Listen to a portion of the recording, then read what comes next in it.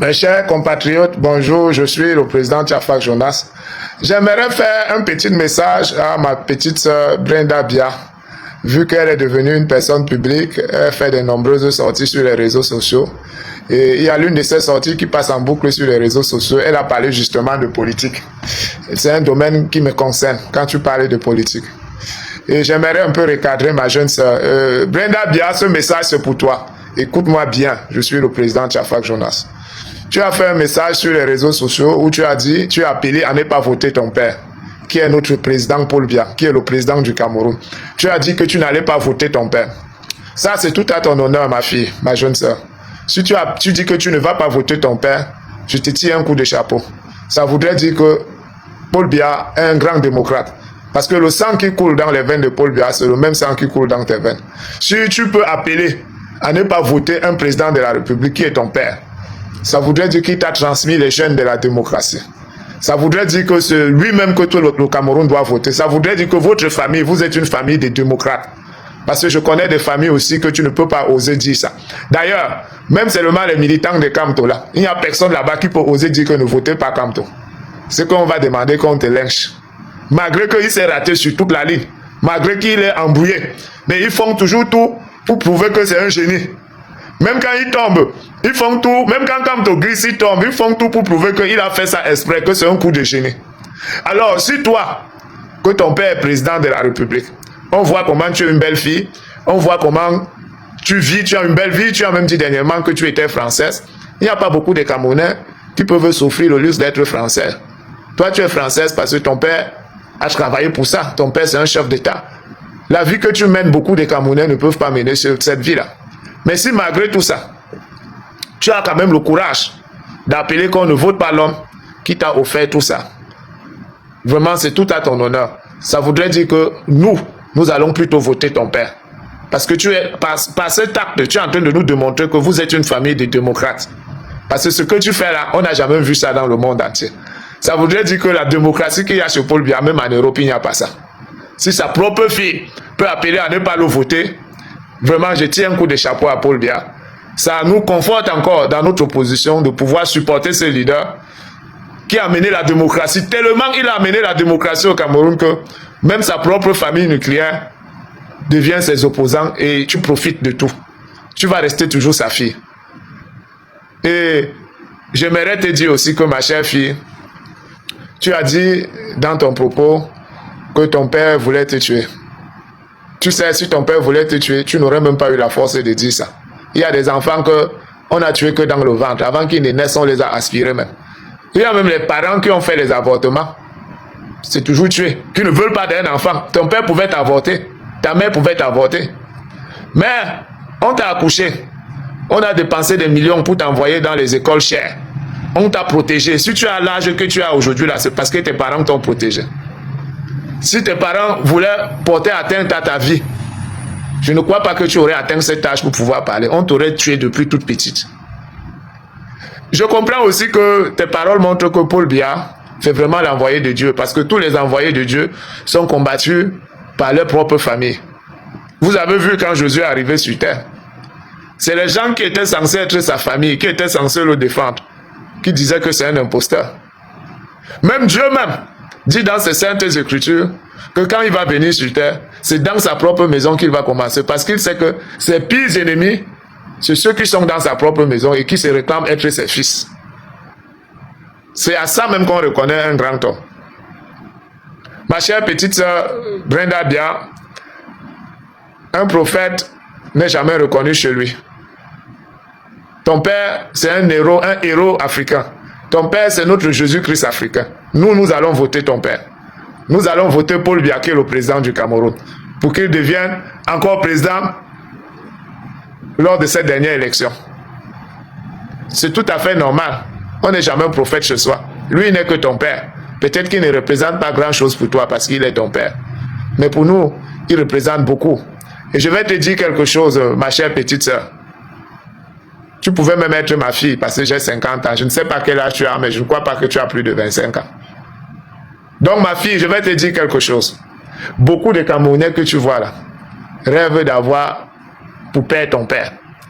Même ses opposants, comme les Kamto, ont été avec lui. Il y a des vidéos qui le montrent et qui l'ont félicité, qui l'ont adulé. Donc beaucoup de Camerounais rêvent avoir pour père ton père Paul Biya. Et tu n'es pas son seul enfant.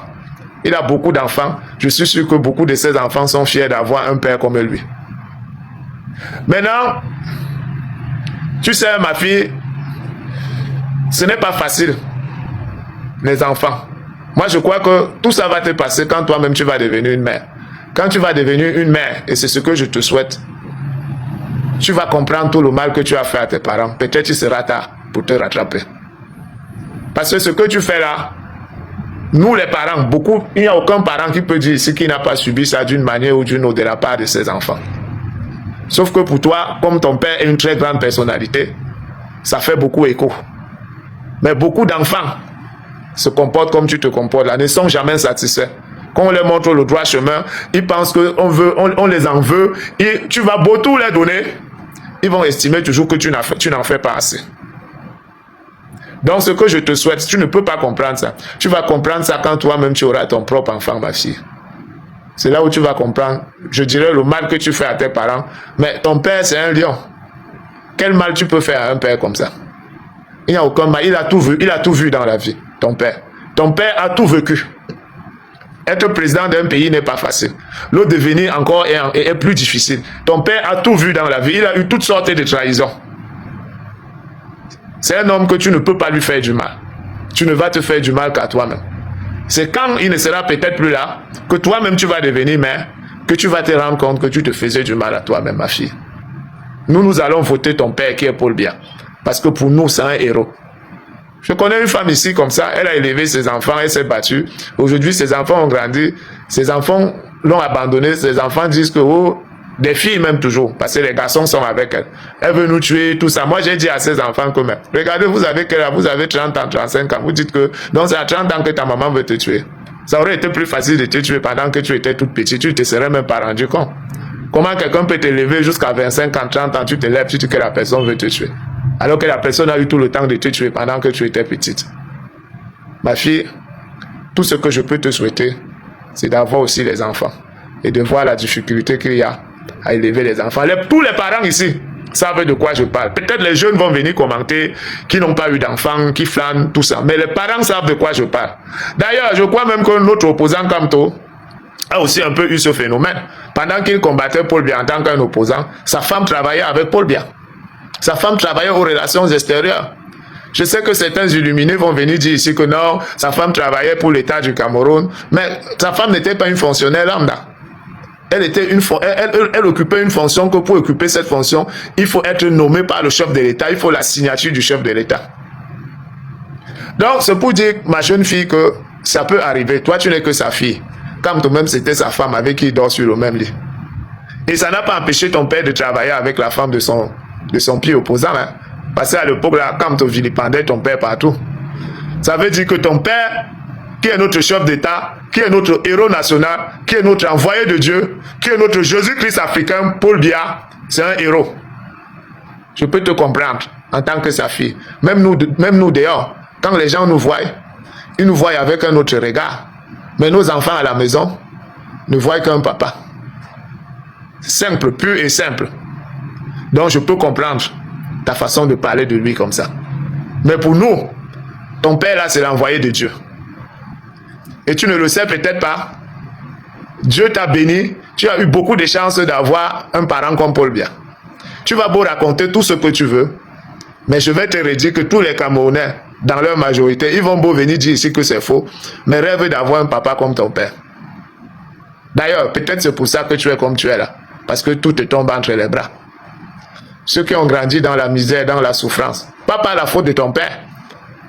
Ceux qui grandissent dans la misère, dans la souffrance, ce n'est pas la faute de ton père. Je crois que tu vis en Europe. Tu vois les femmes blanches qui dormaient dans la rue. Tu vois beaucoup de blancs qui vivaient dans la précarité. Ce n'est pas la faute des chefs d'État de là-bas. Hein. Pendant que toi, tu as une vie de luxe. Ma fille, il faut te repentir. Tu devrais plutôt prier au nom. Tu devrais prier que ton père ait une longue vie. Il faut te repentir. Je suis un Camerounais qui n'a pas grandi avec tout le luxe dans lequel toi tu as grandi là. Tu n'es pas le seul enfant de Paul Biya qui est ton père. Ils sont nombreux, les frères Bia sont là, ils sont nombreux, on les voit. Repends-toi. Donne ta vie à Dieu. Et deviens mère. Je te souhaite d'être une mère. Parce que ce n'est que ça qui va te faire comprendre tes erreurs.